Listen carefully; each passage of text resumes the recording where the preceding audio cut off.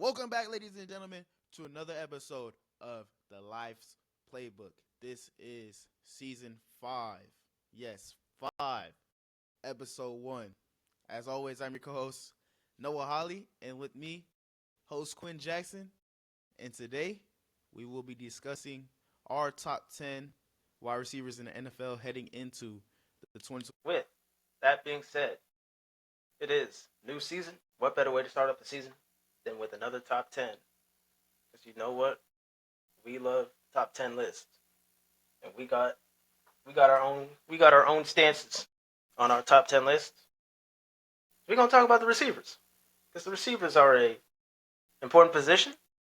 There are a lot of good receivers upcoming and a lot of good receivers in the league right now. So, we got to get to the bottom to who's on the top 10 and who's number 1. So, having said that, as my co-host graciously pointed out, he is the co-host of the show. I'm your host of the show. For those of you who are new, this is a brand new season of the Life's Playbook podcast, ladies and gentlemen.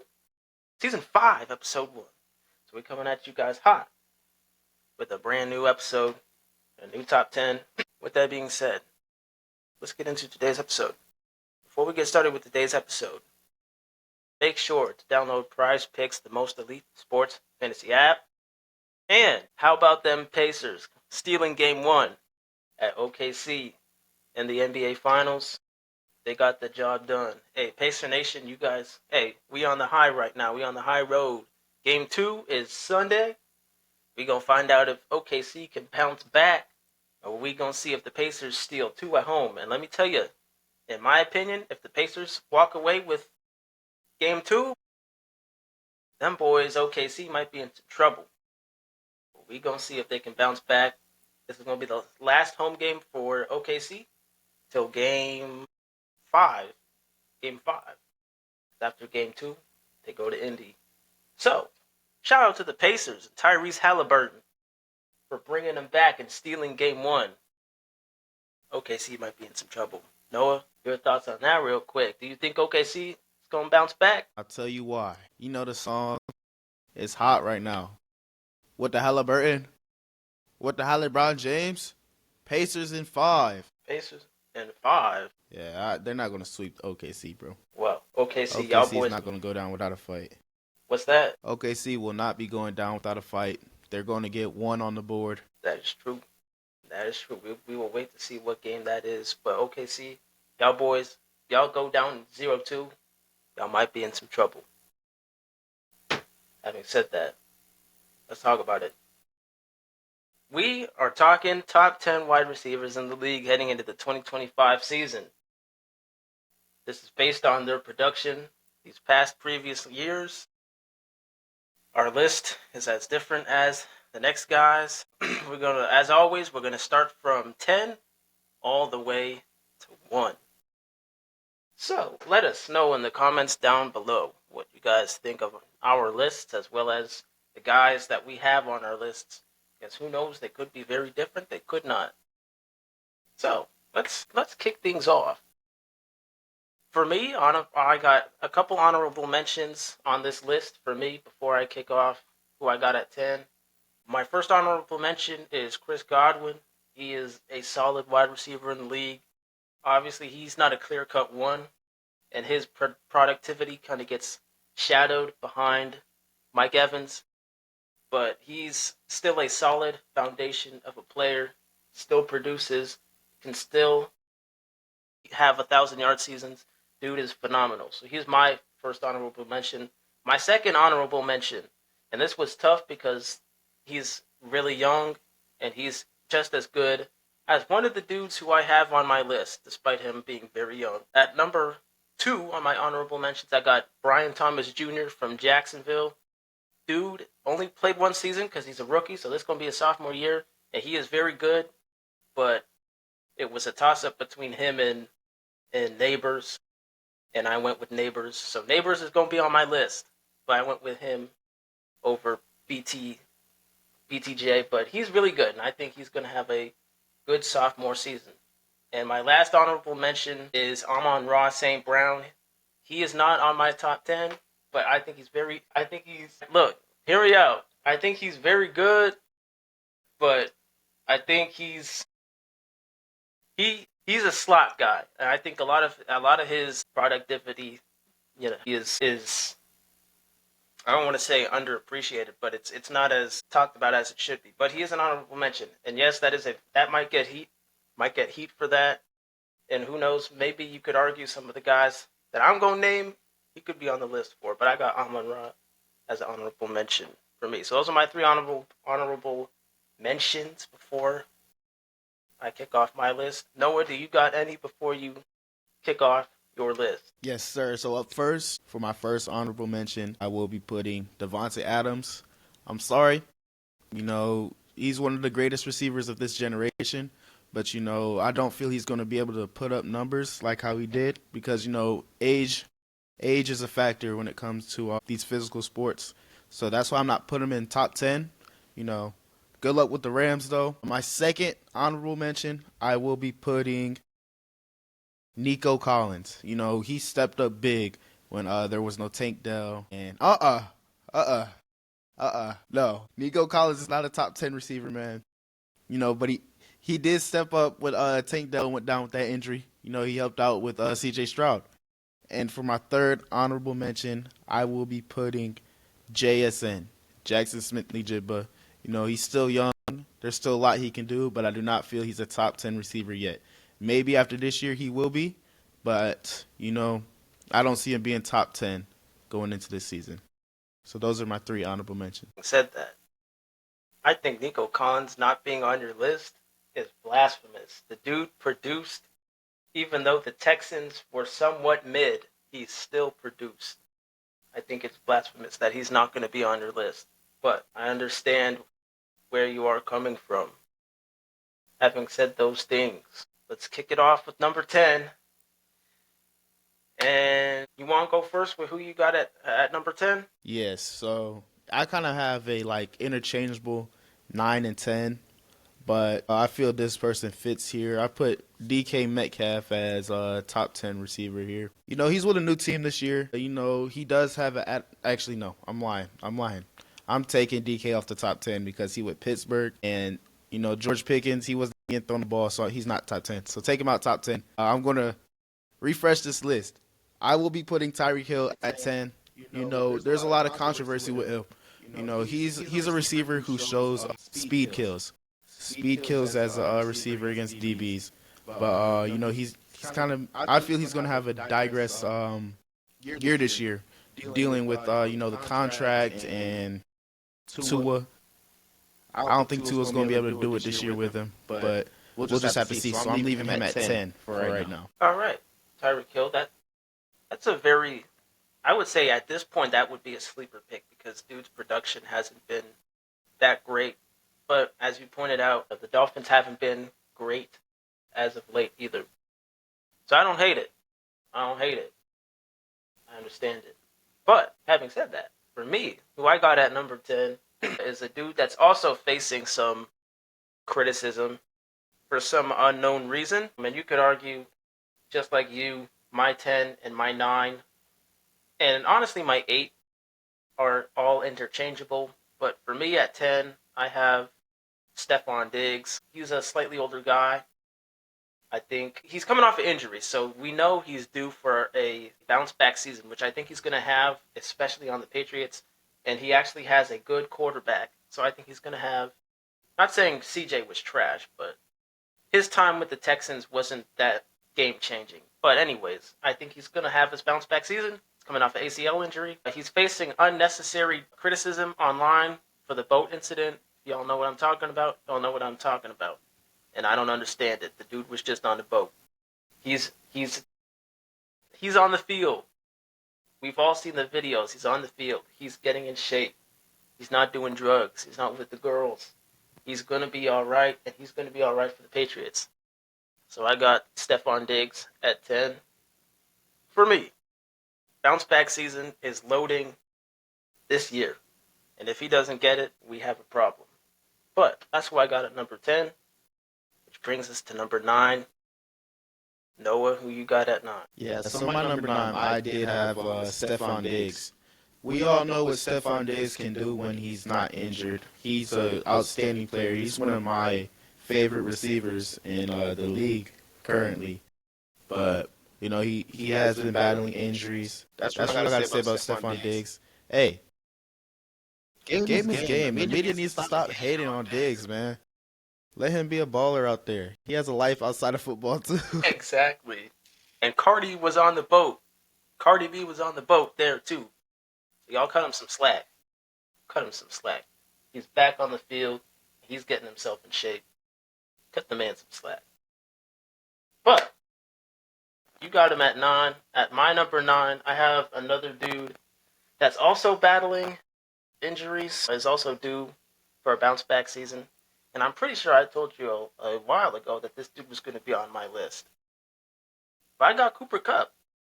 I got Cooper Kupp on my list at number 9. At this point, most, if not everybody, would have him out of their top 10, and I understand it. Dude's injury prone.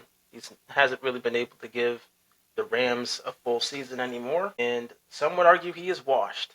I am not one of those guys that's going to say he's washed just yet. Obviously, he's not going to be able to replicate what he did in 2021 when he won the Super Bowl, and I'm not asking for that, but I think he's going to be solid. He's going to be solid. He's due for a bounce back season. He's coming off an injury. New team, fresh look in Seattle. I think he's definitely, him and JSN are definitely going to be part of the answer for Sam Darnold, because God knows he needs all the help he can get over there in Seattle. But I think Cooper Kupp, a lot of his production has gone down because of injury. And I'm not going to say he's washed just yet. Depends after this year, though. My stance might change after what happens this year. But I got him at 9. I think the dude is still reliable. He can still get the job done. He's going to get it done for the Rams. Not the Rams. The Seahawks. He's going to get it done for the Seahawks. So, I got Stephon at 9. And I have Cooper Kupp, or Stephon at 10. Stephon at 10 and Cooper Kupp at 9. Noah, you got Stephon at 9. And who you have? Who you have at 10? Tyreek Hill. Tyreek Hill at 10. Which brings us to number 8. And I'm going to kick us off at number 8. I have Malik Neighbors. Again, as I said before, I chose him over Brian Thomas Jr. And I get it. They're both kind of young. They only have one season in the league. And they both have a lot of upside. It was kind of hard for me to choose which one, because I can't put them both on the list, because that kind of wouldn't be fair, because they're both young. They only have one season. But I went with Malik, because I think he's got the brightest future over BTJ. He's really the only bright spot besides the defense on the Giants. He's really the only bright spot on offense that the Giants have. And he still produced. He still produced on the Giants. With the horrible quarterback situation, he still produced. Had a 1,000-yard season. I got to give the kid some credit. I got Malik at 8. And honestly, again, 8 through 10 could interchange. But I got Malik at 8. He's going to have a breakout season this year with the Giants. He's going to have a breakout season. But I got Malik at 8. Yeah, I'm not going to disagree with you, but Malik Neighbors is not in my top 10. He's still a younger guy. There's still a lot he can show. But, it's all about development in the NFL. So give him a year or two. He may be in my top 10, but not this year. At number 8, I have Devontae Smith. He's an undersized guy, but without a doubt, he's still a elite receiver, man. He's able to do what these taller receivers do with the size that he has. So that's why I have him at number 8. Hey, Smith, a wide receiver 2, technically. Any other team, he could be a wide receiver 1, but a wide receiver 2 in your top 10? Hey, I get it. With that being said, that brings us to number 7. Number 7. And this going to be, I'll kick us off again at 7. This might be my last vet that I have on my list. Everybody else is probably going to be younger, if not heading into the prime of their career. But my last and final vet on my list is Chris Evans. Chris Evans, what can I say? I like them reliable receivers, and he is the definition of reliability. Hall of Famer. He's got his championship. He's got all the records. I believe right now he's tied with Jerry Rice on the most seasons with over 1,000 yards, and he has a chance to break it, I believe. Bucs fans, correct me if I am wrong about that record, but he's got a chance to break it, and he's reliable.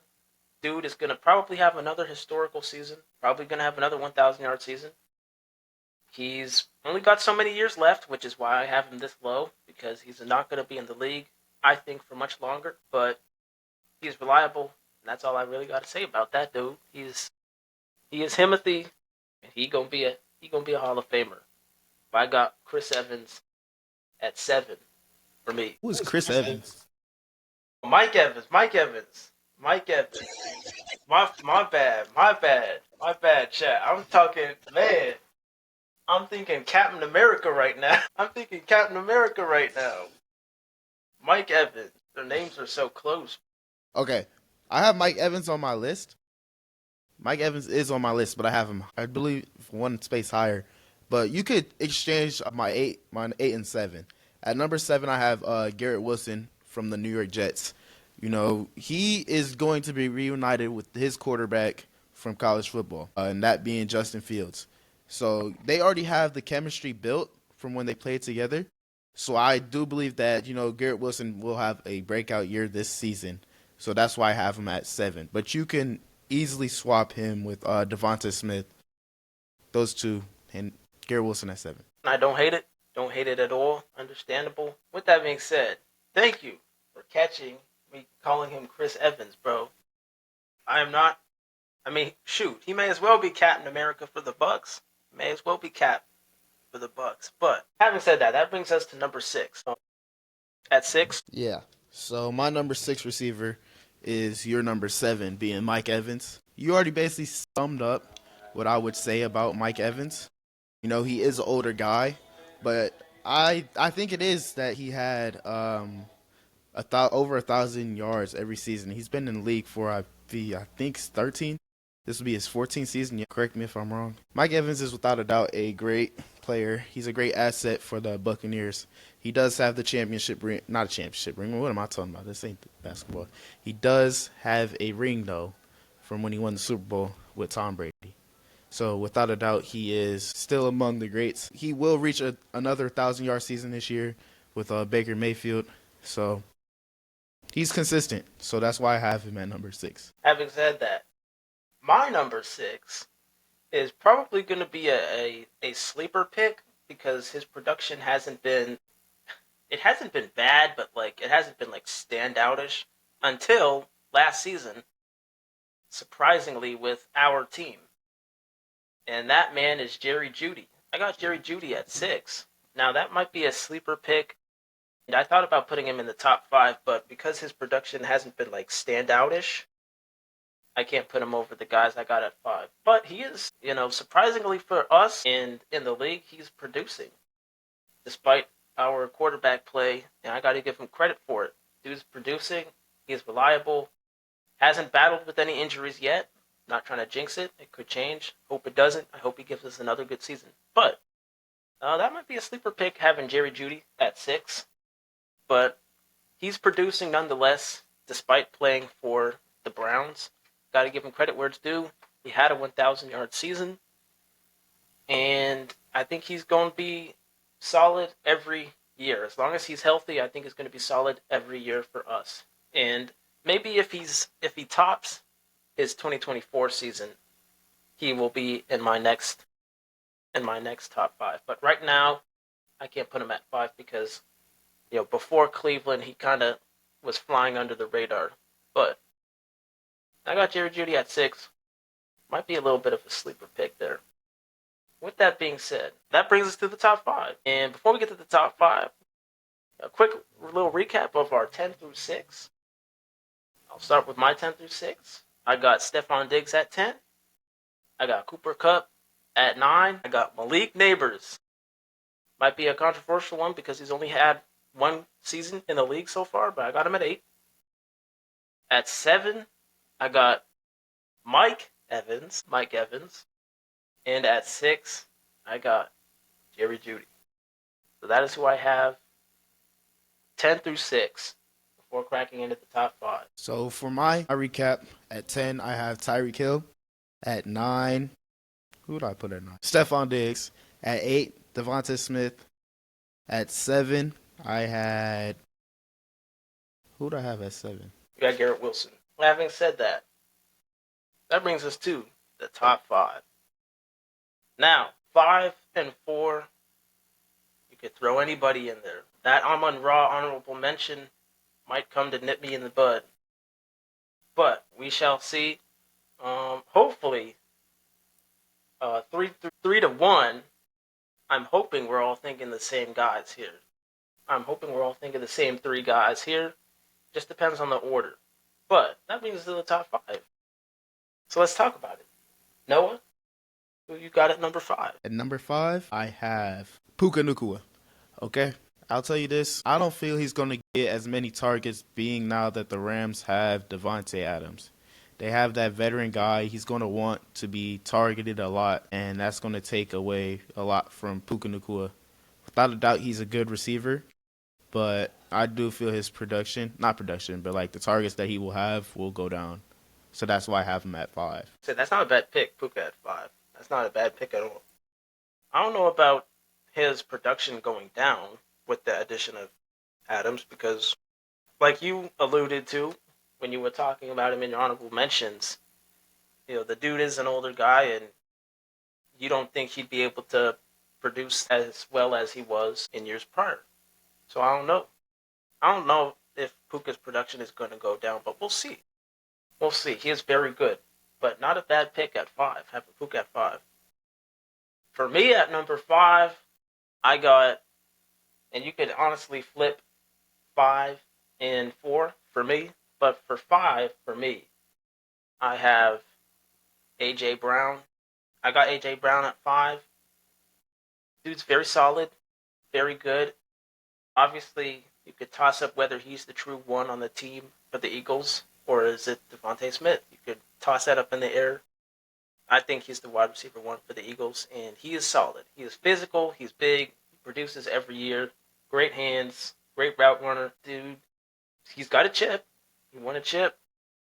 But he was a big reason why the Falcons, I cannot speak today. I almost said Falcons. The Eagles, he is a big reason why the Eagles did so well in that Super Bowl. So I got A.J. Brown at 5, which brings us to number 4.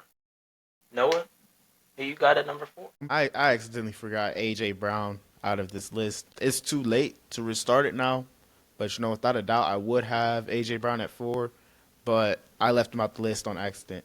For my number 4, I do have Amon-Ra St. Brown. I'm kind of baffled you left Amon-Ra out of your top 10. It's kind of crazy. He's an elite player for the Detroit Lions. He's a big asset for that team. He's the main guy they target driving down the field. I think it's just crazy you left out a receiver that good out of your top 10, man. Well, it's all going to make sense in a minute when I get to my number 4. But is that all you had to say on Amon-Ra? Yes, sir. All right. Like I said earlier, that Amon-Ra honorable mention might nip me in the bud. And honestly, you could throw him in somewhere on my list over some of the guys that I got. But I got the guy who you threw in an honorable mention in my top 5.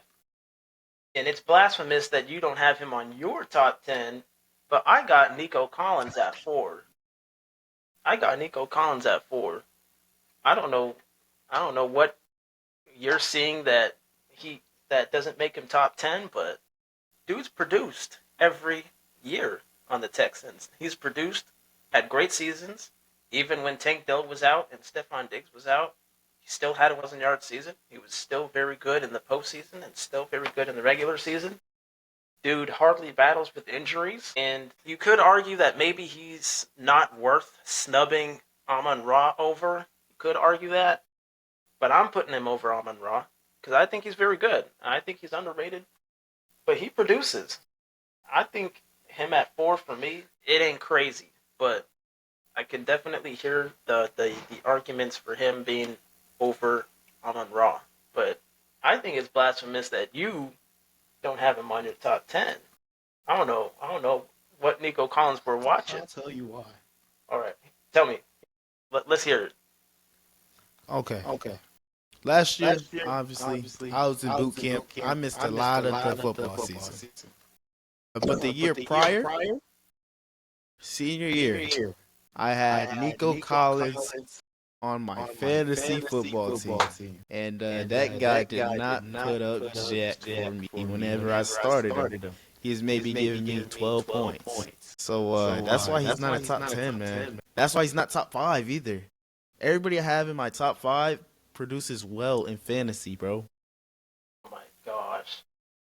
Oh my goodness. The fantasy hate is why he's not sniffing your list. My goodness. My goodness. Well, I think despite the fantasy stuff, he is still very good. And that's why I got him at 4. Which brings us to number 3. Now, I'm hoping we're all thinking the same 3 dudes because it's kind of clear cut. Just depends on the order. But at number 3, I'm going to kick out number 3. And I got C.D. Lamb from Dallas. Got C.D. Lamb. Kind of a clear cut pick, having C.D. Lamb at 3. A lot of people on the media are acting like this dude had a huge fall off for whatever reason. And I don't think he hasn't fallen off in the slightest. The dude is approaching the peak of his career. Granted, the Cowboys were terrible in 2024. They're going to be good this year, and I don't think George Pickett's being on the team is going to take away from CD's production. I think CD is going to be solid yet again. No, not solid. He's going to be elite yet again. He's been elite his entire career. He's going to continue that path. I don't know why we're acting like he had a fall off. Dude was very good. The team was just trash. So I got CD at 3. Hey, if anybody says otherwise, I don't know what CD Lamb are watching, but dude is not on a fall off, and he is a top 3 dude in the league still, in my opinion. So that's why I got at 3. So, I'll be honest, man. I got CD Lamb at 2. At number 3, I have Jay Jettas. Only reason being, right? Let me talk, all right? Don't freak out. Their quarterback is J.J. McCarthy. We still have yet to see what he can do in the NFL. Without a doubt, if Justin Jefferson had like an experienced quarterback back there, I would put him at 1 or 2. But, you know, he still has the ability to be there. But I don't know what J.J. McCarthy can do. I've only seen what he could do in college. But we all know that college football is a whole different type of football than the NFL. Maybe I'm wrong, but I don't know what J.J. McCarthy can do in the NFL as of right now. So that's why Justin Jefferson's at 3. Well, you can't slight the quarterback play on Jay Jettas. I mean, for heaven's sakes, the man produced with Sam Darnold. Brother, at the helm. All Sam Darnold had to do was throw that ball up. And that's all JJ's got to do. I think JJ's going to be better than Sam Darnold anyway. I mean, it's good he's on the top 3, but 3? I was thinking he was going to be like 2 or 1. But, which brings us to number 2. And at number 2, I got JJ. I got Jay Jettas. Honestly, you could flip-flop 1 and 2, and I wouldn't be mad at either or. But I got Jay Jettas at 2. Dude still produces no matter who's at the quarterback helm. And I got to give him credit for it. The man is a highlight reel. He's a living highlight reel. And he's going to continue to be a highlight reel the rest of his career. He's going to continue to be elite the rest of his career. I think the quarterback slight on him is, I don't know, man. But I got him at 2. I got him at 2 for me. Dude is elite all around. No flaws to his game. You know, the quarterback, they got to get the ball to these receivers. You know, they also got Jordan Addison on the Vikings, bro. You you got to think about who's all around him. I have to see him in action. I got to look at his OTAs. I got to see if the Vikings are even putting those out. But I don't know, man. I don't like JJ McCarthy because he's from that team up north. But let's get it. Number two, I have CeeDee Lamb. You know, you said it all. He's an elite receiver. You know, Dak Prescott. Okay, let's talk about Dak Prescott, man. If Dak Prescott can produce how he did in his rookie season, the Cowboys will be America's team. Not winning a Super Bowl, though. I know in a video I did say the Cowboys always going to be trash. I think I'm just hating, bro. The Cowboys have a pretty good roster over there. They added George Pickens. I feel that might cause drama, though, because George Pickens doesn't like not getting the ball. And number one, without a doubt, you know, the man, numero uno, Jamar Chase.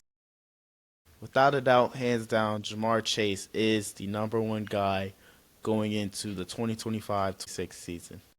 The Bengals were absolutely awful this past season.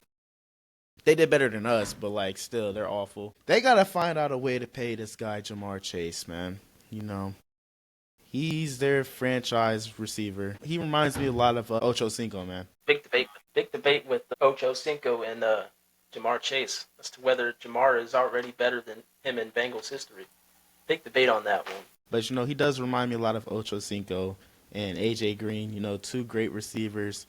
He's going to be that next guy up for that Bengals history there. So that's why he's number one. He produces a lot every year. You know, I would love to see them repeat what they did in the 2022 season. But, you know, you got to beat the Browns first. Last year doesn't count. Last year doesn't count. Last year was a facade. That's what that was. It was a facade. But at number one, I got Chase as well. You pretty much said everything I was going to say about him. Again, obviously, 1 and 2, you could flip-flop them, and I wouldn't be mad either way because they're both really, really, really good. Bengals, first off, Bengals, we'll be seeing you guys week 1 at home. We'll be seeing you guys week 1, and we are coming. We gon' start 1-0. I mean, they already said, Roger Goodell set you guys up for failure. Week 1 against us, you guys don't never win your week 1. So we already starting 1-0. Jador Sanders, he's gonna cook. He's gonna cook, y'all. Y'all got set up for failure there. But anyways, yeah, you pretty much said everything I said about Jamar. Dude is phenomenal. He's elite. He produces, and we gonna see what he looks like. Oh, and he's a Triple Crown winner. He's a Triple Crown winner. Gotta throw that in there too. Just won the Triple Crown. But dude's elite. Bengals. We'll see you guys week 1. What's up? Last guy to win the Triple Crown was Cooper Kupp. Bengals. We'll see you guys week 1 at home. I might even go to that game, depending on what the tickets look like. I might go to that home opener, depending on what the tickets look like. I'm not trying to pay anything over $300 for a decent seat. I don't know, but I might go to that week 1 opener. But with that being said, this has been season 5, episode 1 of the Life's Playbook podcast. Let us know in the comments down below what you think about our lists and who we have on our lists. You know, if any of the guys should be changed. For my list, if leaving Amon-Ra St. Brown off of it was a smart move or not. Again, that Nico Collins move, I've got a lot of faith in the brother. And I think I would take him over Amon-Ra.